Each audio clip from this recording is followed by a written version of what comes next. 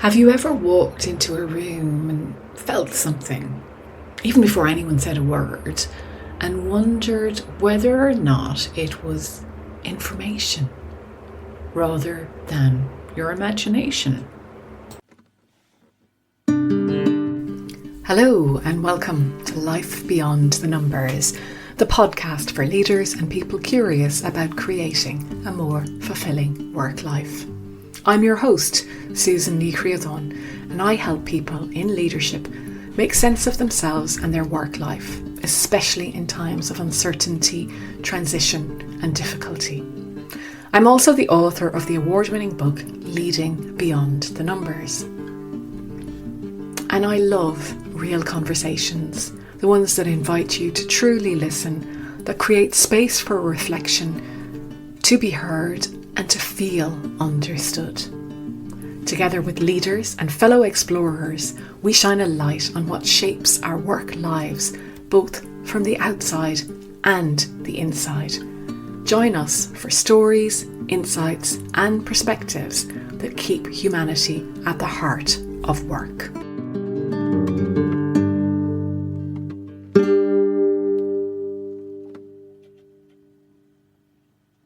Well, today I am delighted to be joined by Bianca Riemer on Life Beyond the Numbers. Bianca, you're so welcome. Thank you so much for having me, Susan. I'm looking forward to our conversation. I am too. And like the minute we started chatting, we've never spoken before. Bianca reached out to me over email. We've had a brief exchange. And the minute the conversation started, I was already taking down book recommendations and all sorts. So I think this is going to be a great conversation, not to put too much pressure on it, of course. Absolutely. Bianca, what I was most fascinated by, which maybe is the area you want to speak less about, but that's okay, is that you have, a bit like myself, a background in accounting and finance. Mm-hmm. And the fascination comes from something called Pranic Healing. So I am bamboozled and curious as to how accounting and finance and pranic healing fit together in your life and whether you love both of them. Yeah. Do I love both of them? I absolutely do. And I often get asked that question, hey, accounting and pranic healing are completely different things. How does that work together? And I don't actually think they're that different based on my experience, because there's so many similarities between accounting and pranic healing. So when people hear the word healing, they tend to automatically associate it with something mystical, invisible, things that we can't understand. There's a lot of skepticism. People think, oh, it's just a belief system. And when it works, it's because the person really believed it, but it's coincidental. And those were exactly the things that I thought as well when I got into it. And I got into it by complete coincidence. But before I talk about that, what's actually very similar between accounting and pranic healing is that they're both based on science. So accounting is based on numbers. You have your proven step-by-step protocol in accounting, right? You have your debits and credits. Pranic healing is also a science.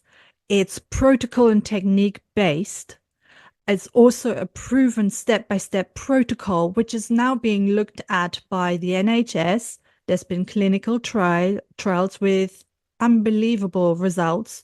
So King's Hospital did research into pranic healing, into the effectiveness of pranic healing.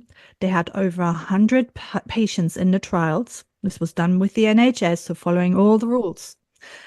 And a staggering 84% of patients who had chronic pain, had been with the professors for many, many years, the top professors in the world, still experiencing chronic pain and psychological conditions, 84% complete clinical recovery after 8 weekly pranic healing sessions. Now, the doctors can't believe it, but the results speak for themselves, right? Which drug gives you 84% full clinical recovery of all symptoms, of all medication, living a normal life for many of these young people for the first time ever? So the results is really what kept me in pranic healing. And similar to accounting, you know that you've done it right at the end of it, because in accounting, your balance sheet balances. In pranic healing, yes, you have the results, but even before you get the results, at the end of the pranic healing session, I scan the energy body of the person, because that's what we're working on in pranic healing. We're working on the invisible energy body. And I'm also balancing certain aspects of the energy body, which is called the chakras, which are little energy wheels. We've got 269 all over our body. Of those, they breathe energy just like your lungs breathe air. And we're making sure that they are balanced in a way at the end of the session. So yes, you have your debits and credits in accounting. In pranic healing, we cleanse and re-energize the chakras so that they're all balanced, just like in accounting, the balance sheet balances. And you have your accounting standards in accounting. We have our protocols in pranic healing. I see you laughing, Susan. This is just so funny. You didn't expect me to say all these things, right? I'm tickled that you are, because I love it. I absolutely love how you are contrasting and comparing both. And part of my brain is going, this is crazy. And part of my brain is just delighted to hear this.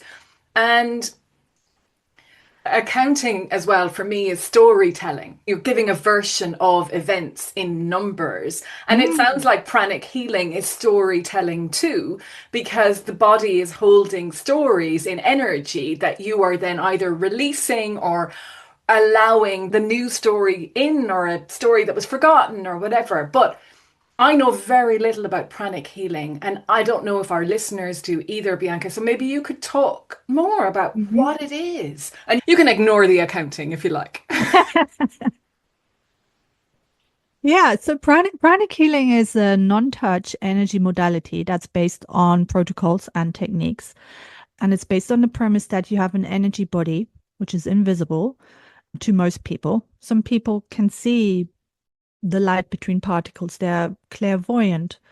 And everything we do in pranic healing is based on intense, thorough, clairvoyant observation and experimentation by the person who synthesized all these techniques from very ancient techniques that are known all over the world.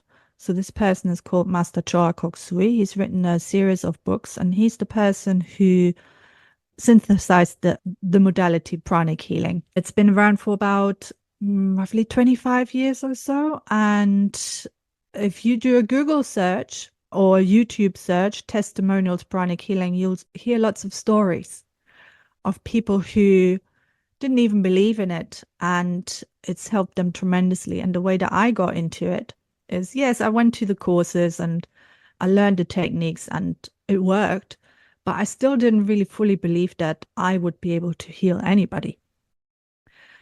And then my niece became very sick during COVID, and she had leukemia, and her immune system was so poor that they couldn't continue with the chemotherapy.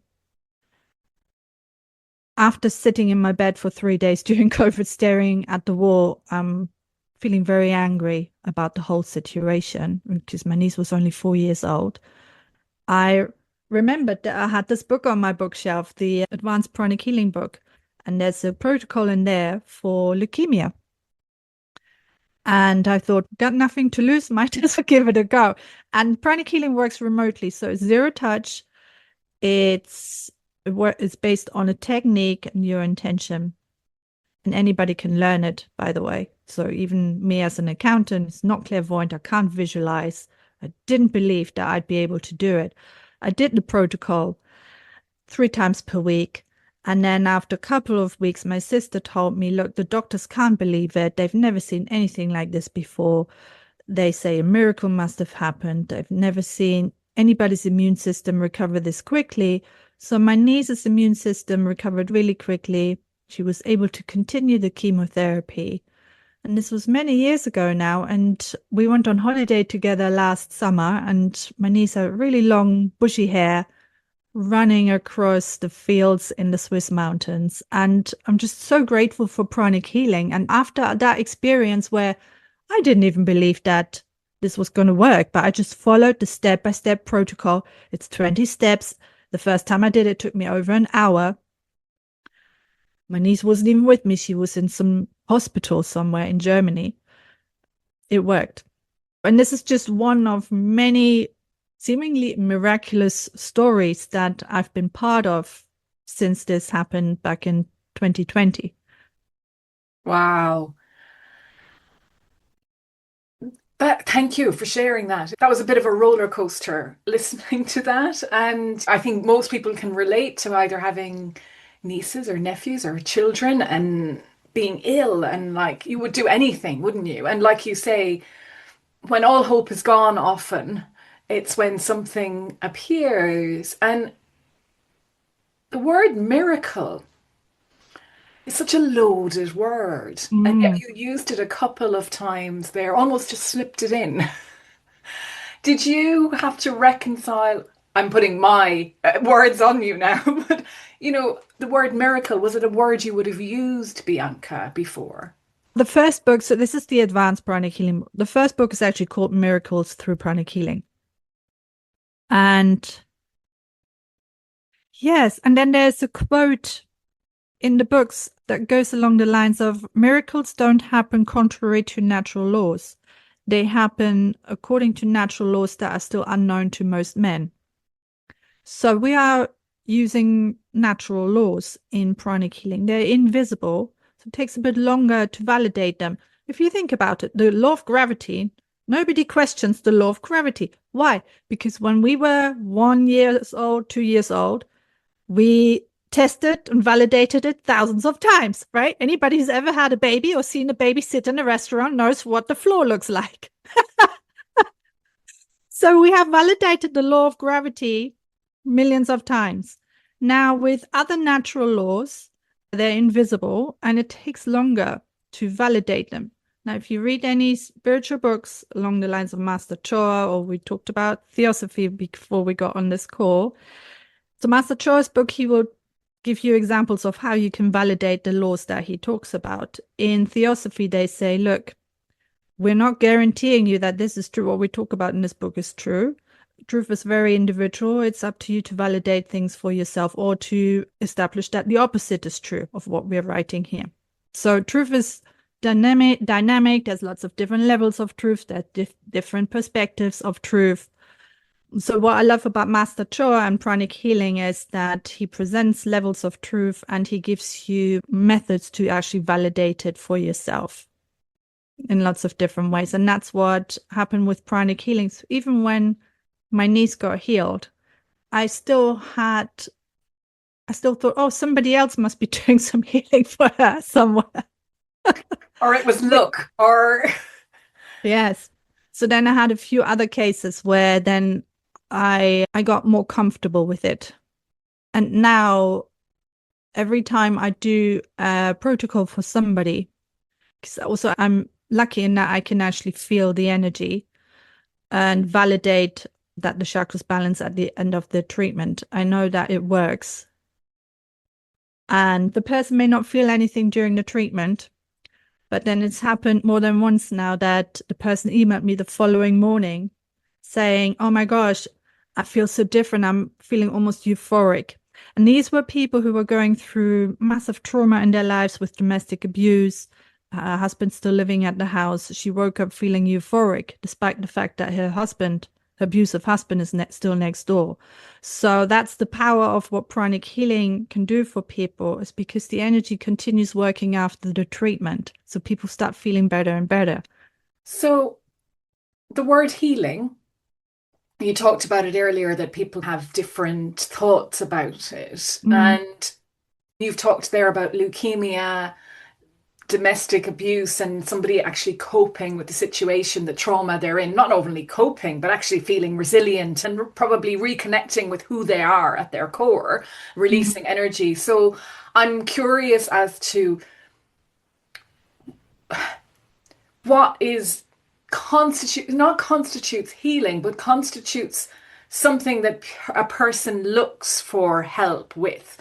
So, for example, what is the smallest thing maybe That, and not small to the person, obviously. Leukemia is so, whoa, a once in a lifetime, hopefully, thing that most of us don't have to deal with. But what are the normal, for want of a Yeah. word, concerns that people may not realize that they could get healing for?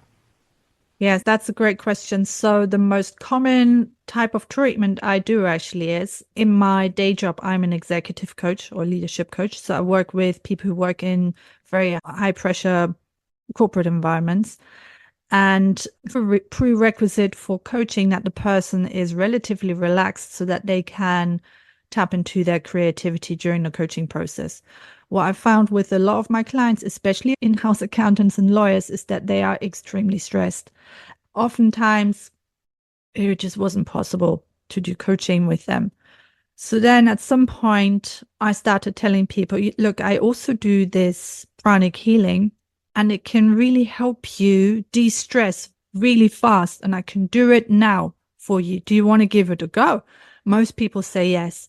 And it takes 10, 15 minutes to take tremendous amounts of stress energy out of the person's system, put in some relaxing divine energy, as we call it, and the person feels relaxed. And their thinking changes.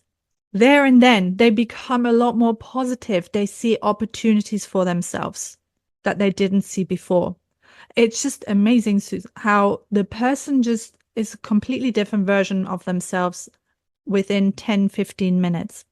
So that's how then I started incorporating pranic healing in my coaching practice, is when, somebody cancels the coaching session because they're too stressed, they have too much on. I say, okay, let's just get on for 15 minutes and I'll do this thing for you. And then we have the session. The session's no longer canceled because the person now has that headspace. They don't feel overwhelmed anymore. Because I've literally it's like taking books out of an overcrowded library. That's what pranic healing does for you. We're just taking out a lot of excess data. It's decompressing your motherboard in your computer. That's the simplest form of pranic treatment or pranic healing that can be done, is to just help the person relax. And remember, it sounds like there's remembering to this, Bianca. That's what I'm getting from it, is we're all resourceful. We have resources within Mm-hmm. that we forget about. Mm. And in a way, the clearing out is the clearing out of things that we just don't need. They're superfluous to our own resourcefulness. Yeah, absolutely. Just taking out all the junk. Yeah. It's So it's like like it's cleaning junk. the windscreen of the car or something after being out on a big long journey. Absolutely. That's it. Yeah.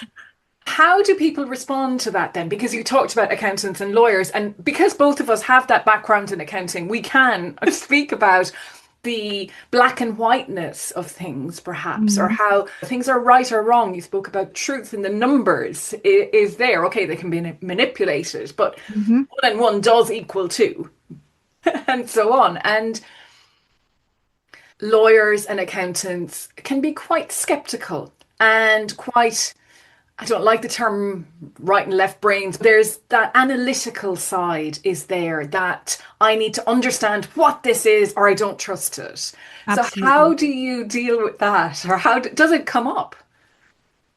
Yes. So I generally only mention pranic healing when the person's very stressed, when I can do something for them. So when the person's in pain or when they're extremely stressed or angry, that's when I will introduce pranic healing to them. So then they will have an immediate opportunity to validate that that it works for them. And when this happened, mostly during a coaching session, I've actually never had anybody who didn't at least feel a little bit more relaxed. And then as time goes on and they have regular treatments, that's when then I will tell them, oh, you can also use pranic healing for relationship healing, for prosperity, for especially when you have problems with a colleague at work. There's a very powerful pranic healing technique that the person can do themselves. even without having gone on the courses, just a forgiveness technique. Because if you think about it, anger is like drinking poison and expecting the other person to die. So anger really doesn't serve me. Even if I'm right and the other person is wrong, I'm forgiving them for me, not for them. So when people use the forgiveness technique and they let go of all their grudges towards the colleague, the relationship automatically improves significantly because the energy is cleared between you and the other person. And then the work flows more easily, you get more done, and you're more productive and happier at work.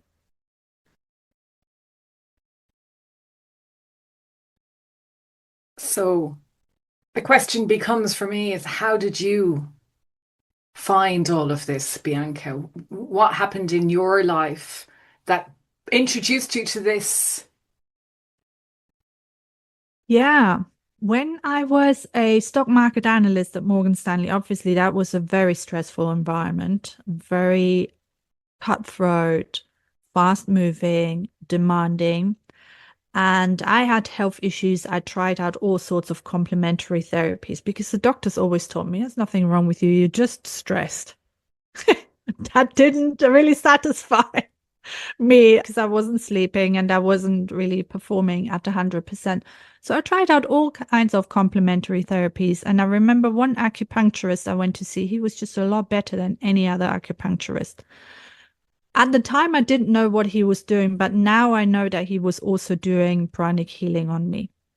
But anyways, I had no idea about pranic healing back in the days.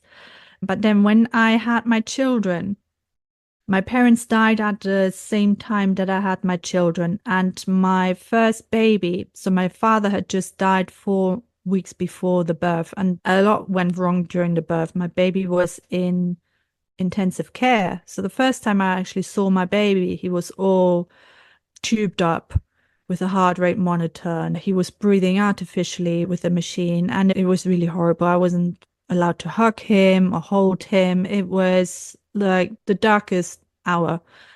And so my granddad and my dad had just died, and my mom had cancer, and we knew that she probably wouldn't make it. She actually died a year later. And my baby, I wasn't sure at the time whether my baby would make it. Things at work hadn't gone too well either. So I had a complete mindset shift in that up until that point, my job was my life. My job was always the most important thing. I loved it. I was working in the markets and things were going relatively well. And then when I saw my baby all tubed up and potentially not surviving, I thought, oh, whatever work, there's always going to be work, but right, he's either going to make it or he's not going to make it. So I had a complete mindset shift like that. Life is short. I realized life is short. You never know how much longer you have. And that's what then set off a different way of thinking in me. So I went back to work after my first child and things were better than ever. My career took off.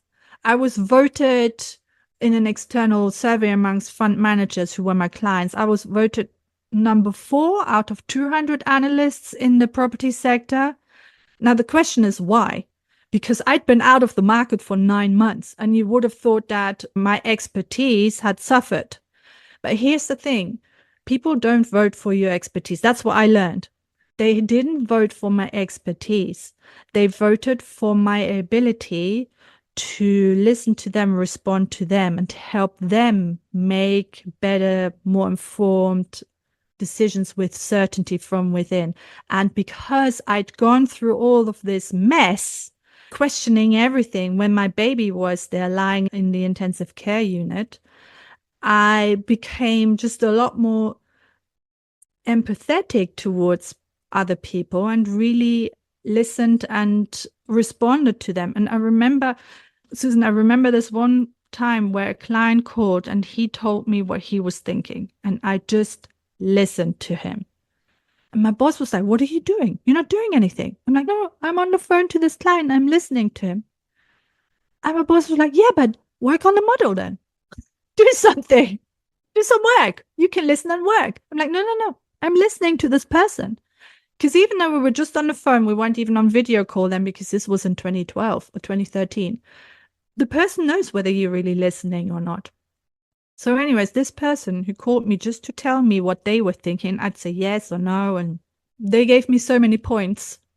People were probably thinking we were having an affair or something because I was getting so many points from him and also from other hedge fund managers and clients, basically, who'd call me to tell me what they were thinking. But it was my job to call clients and tell them what I was thinking. So that then was what helped my career take off. And I think when you just let go of this fear of losing your job and this overworking and over communicating, this overdoing at work, and you just allow yourself to actually be a human being instead of being a human doing, then everything flows so much easier. And when you allow yourself to just listen to other people and help them be heard, then they really appreciate that. So that's how then I realized, wow, there's a lot more to life than just getting the stock call right or just getting the numbers right.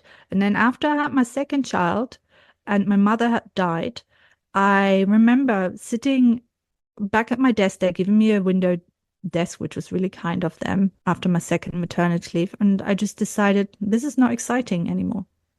You know, I was seeing all the numbers flash and it used to excite me. And I thought, no, there's something out there.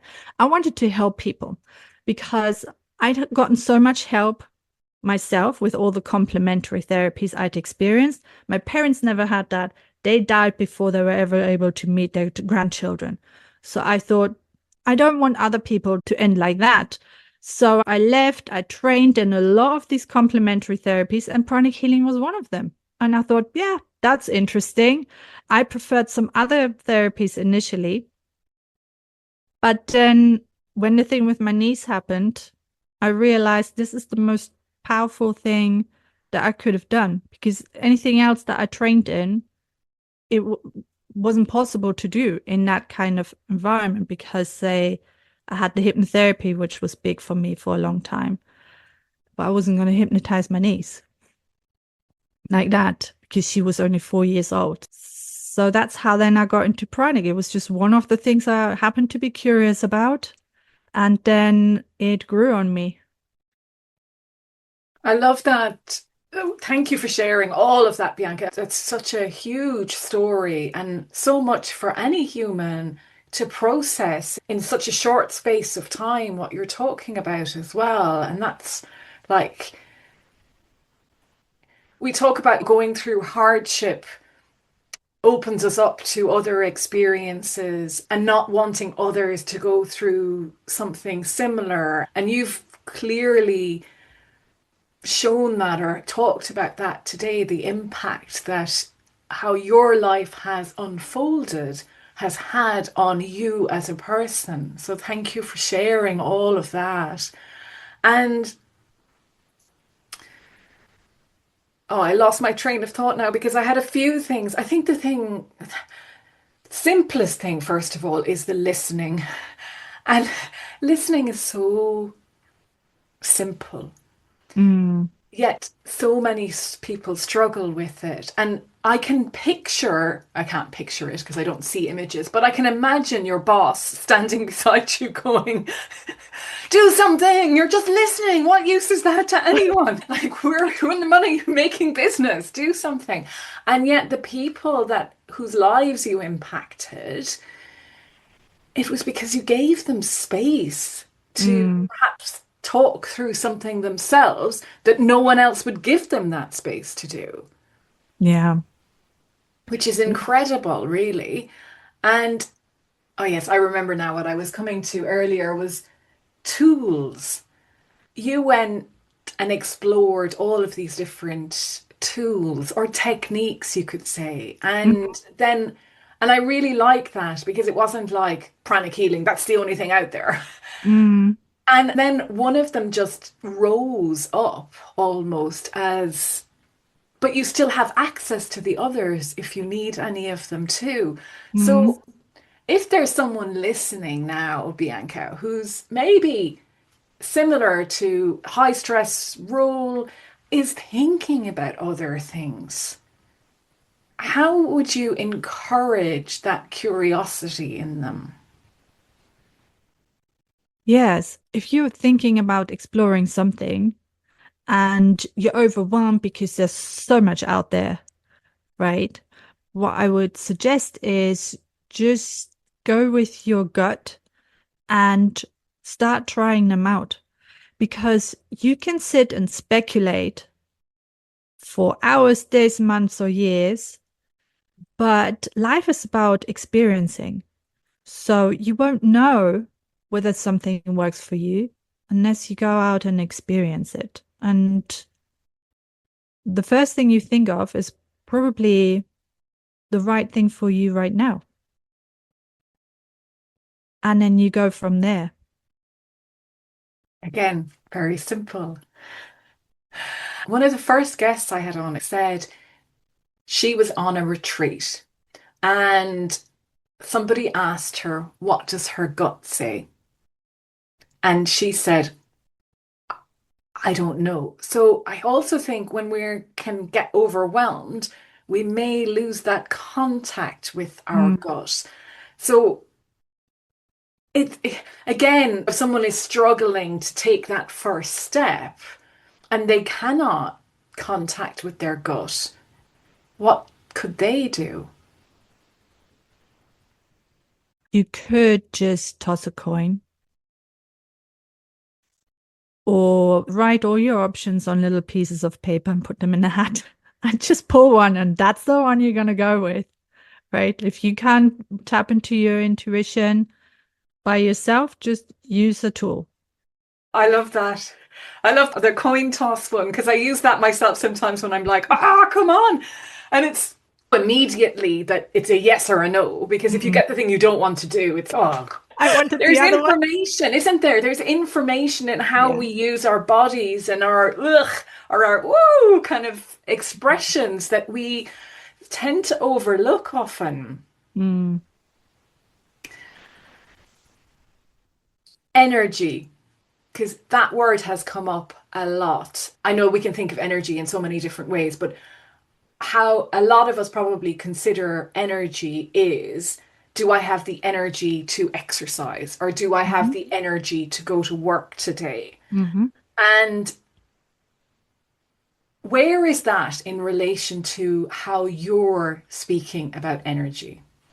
Okay. So there's always energy all around us. We live in an ocean of energy, whether we can see it or not.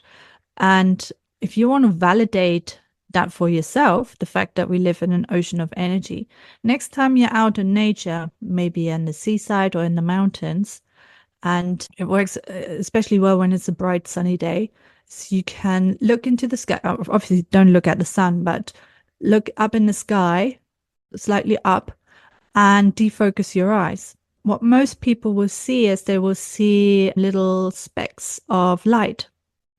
It will look different to everybody because we all see invisible things slightly differently. What you can see there is life force energy or prana. And it may take you a few tries if you see yourself as the analytical type, like I used to. Like at the beginning, when I went on the pranic courses, I didn't see anything. And I couldn't really feel energy that much. It's because my analytical side came in and started arguing with me. But over time, I was able to let go of that. Does that answer your question, Susan? It does. In a way, yes. So it's also about the energy body or the, so I Exactly. get that there's a lot. No, actually, I'd never heard how you described that before. And I think that's amazing. And I can't wait to try it. So Mhm. thank you for that. But you talked about feeling the energy in another's body Oh, or yes. yeah, so the life force energy of us, perhaps, or the Mm. energetic beings that we are, is different from the energy I get from eating my breakfast or having a sleep.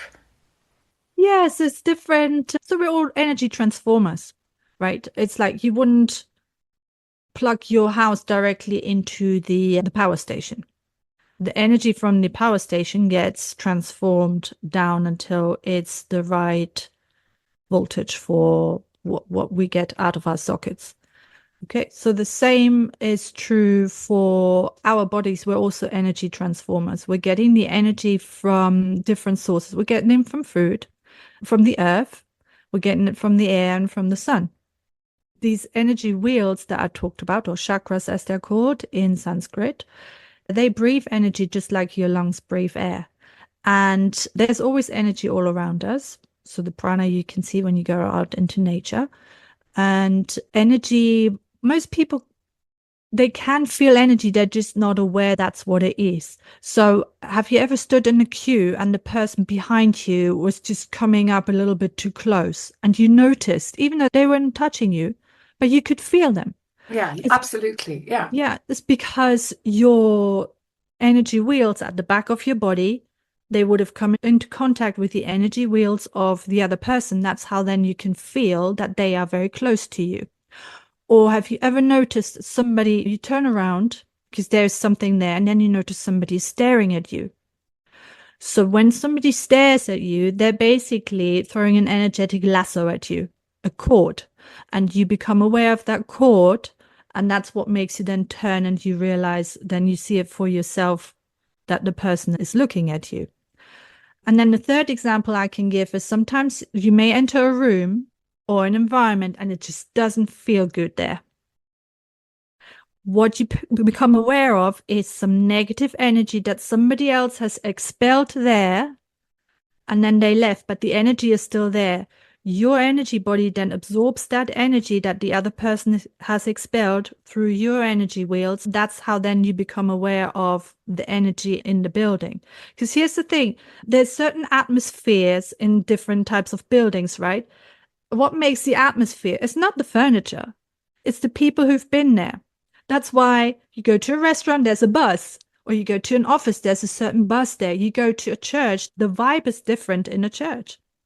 So it's the people who are there that create the vibe. Does that answer your question about it energy? Really does. So then, yeah, go on. Yeah, so when I do a pranic psychotherapy treatment then for somebody, with a certain scanning technique, I can then check which negative emotions are present in the person's energy body, and then I can take them out, just like you clear out an overcrowded library. I take out all the genres of books that don't serve the person, right? The overwhelm, the horror stories, the trauma, the anxiety, the stress. I take out as much as I can from the person's library, sometimes called the Akashic Records, and I disintegrate the energy. It's basically like taking a Lego house and you're disintegrating the Lego house into the individual Lego blocks. That's how to imagine it. So I'm disintegrating the energy back to the building blocks, and then something else can eventually be created from that energy, because you can never destroy energy. There's always energy all around us, but the composition is what makes the energy then beneficial to us or not so beneficial to us.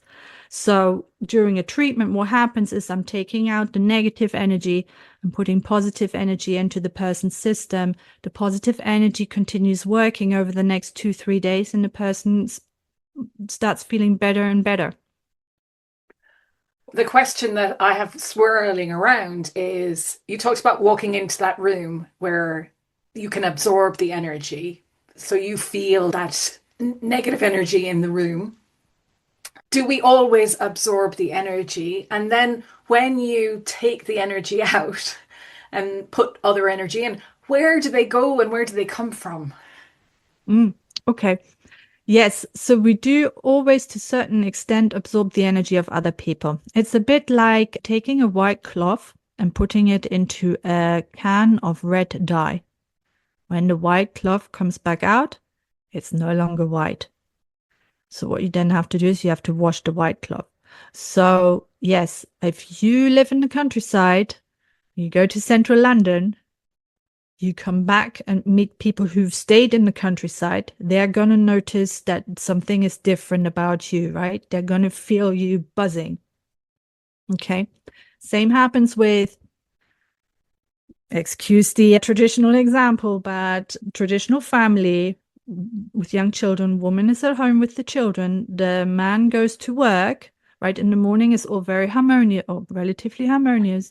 Man goes to work, he's exposed to stress energy at work. The woman is exposed to the stress energy of looking after small children. It's a different type of stress energy, but nevertheless, it's very stressful. But man comes home from work, and the man and the woman have got different stress energies around them. And then they start talking to each other, and it's like the clash of titans, like World War III. Or what happened? It's because the different types of stress energies are no longer conducive to each other.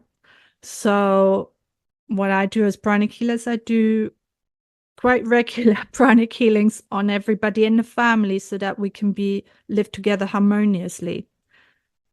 Taking out the stress energy from the central London stress energy from my husband's system, for example, and my children, because there's so much stress being put on children nowadays at school. The amount of homework and the stuff that they're learning now in primary school, I only learned that in secondary school. There's just so much pressure on young people nowadays. And I think what I'm really grateful for is that I can help them with the tools and techniques that I know from pranic healing.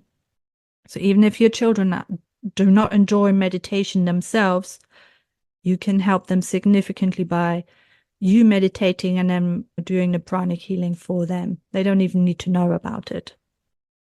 Wow.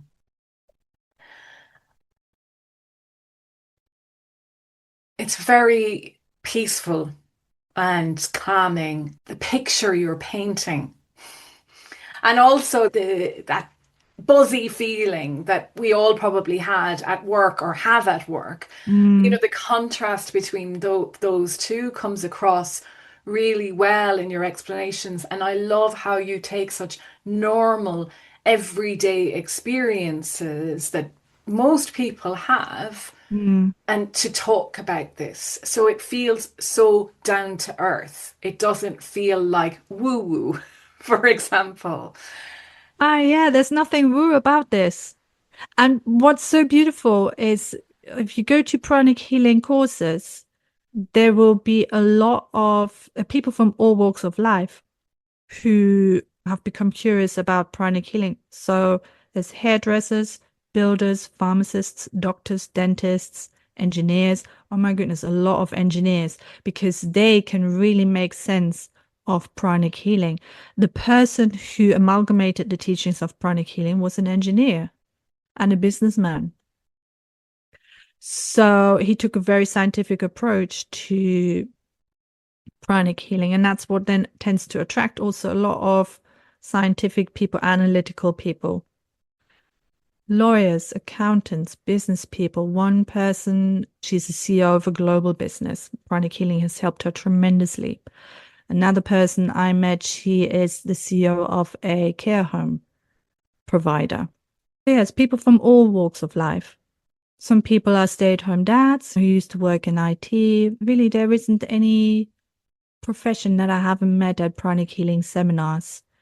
It really doesn't, all sorts of cultural backgrounds, religious people, non-religious people, some people who thought they were atheist, who then, when you dive deep into, okay, so what's actually happening here?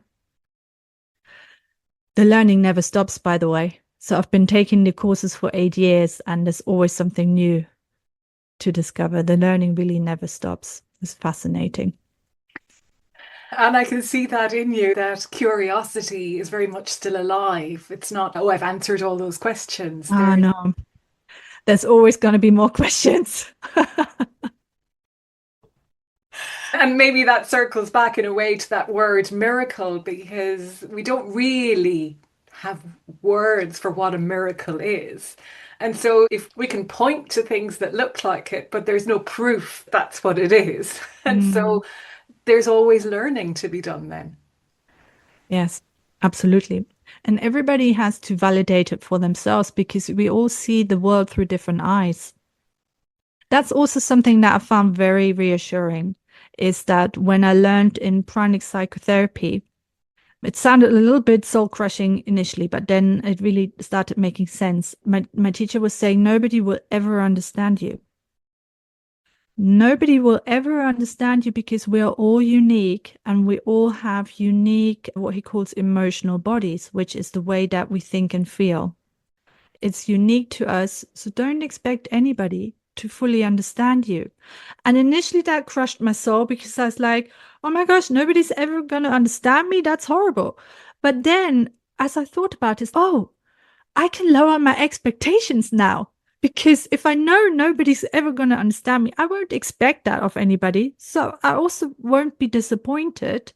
And I can just let myself off the hook when I don't understand other people. I can just decide to accept them as they are and to be curious about them on how they see the world, because we all have our unique perspective. And then the more people we talk to about a certain issue, the more we can learn. You've almost done an advert for my book there, Leading Beyond the Numbers, Bianca, because that was what propelled me into writing a book, is that we never really know what's going on for another person. We just don't. We've not had the same experiences as them. We haven't been brought up in the same household, the same country. There's so many different combinations of what makes us. But of course it's unique. And I love how you say, then I can accept other people. And because we spend so much of our working lives in particular, I think, trying to figure out what that person is doing and why they behave in a certain way. And actually, you can let go of that and listen. Ask them what it is that made them do such and such a thing, such and such a way. Yes, yes. I think as accountants, that's a trap that we like to fall into, is because in accounting, there's basically the one correct way of doing things, right? Sometimes some accounting standards are subject to interpretation, but yeah, that's pretty much the one right way of doing things. But people are different. And in leadership coaching, that is a thing that comes up time and time again, is when people are struggling to motivate their team, or somebody in their team is not performing, it's often the expectation that I expect the other person to be just like me.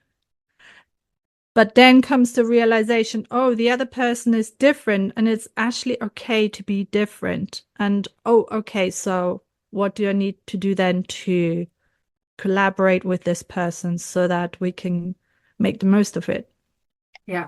It's so easy. Bianca, this has been such a fabulous conversation. Thank you so much for showing up today and giving so much of yourself to the listeners. Yeah, thank you so much for the opportunity to talk about pranic healing.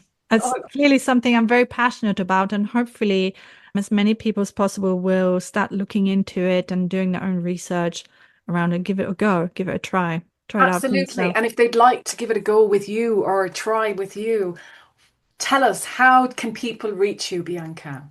Yes, so you can have a look at my website, biancariemer.com. I'm also on LinkedIn. And depending on where you are in the world, you may find very locally to you, there would be a Twin Hearts meditation group that you can join. You can experience the Twin Hearts meditation. And what a lot of myself and my colleagues do afterwards is we provide 10-minute taster treatments where you can then experience a pranic treatment at a very low cost. Most of it is donations based, so that it's a relatively low cost, low risk way of trying out pranic healing. And hopefully that will make you curious to learn more about it. Amazing. And I hope people do reach out, because what have you got to lose? Hey? Exactly. There's so much to learn, and there's so many answers in pranic healing that I haven't seen anywhere else. So it's a good place to start, I would say. If there's any curiosity at all, I think it sounds like a really good way to be introduced. Bianca, thank you again. Yeah, thanks for having me, Susan. It's been really lovely to chat with you. Bianca was just brimming with curiosity in this conversation. And her curiosity is not sparked necessarily by looking for answers, as much as someone who knows that our learning never stops. And she encouraged this in all of us, to go out and find out for ourselves, try something, And if you don't know what your gut is saying, toss a coin.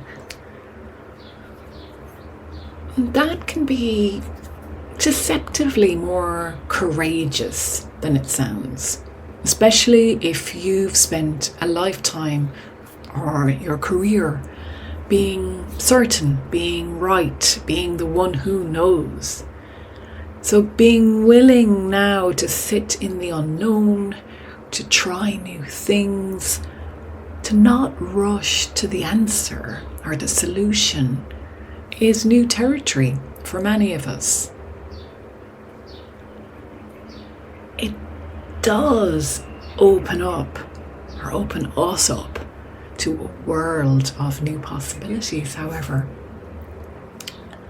There are so many techniques, tools, ways to access your own answers.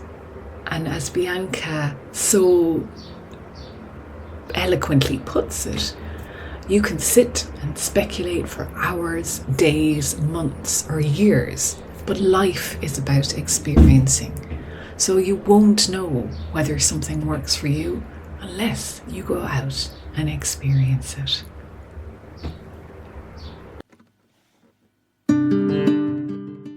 Thank you for listening to Life Beyond the Numbers.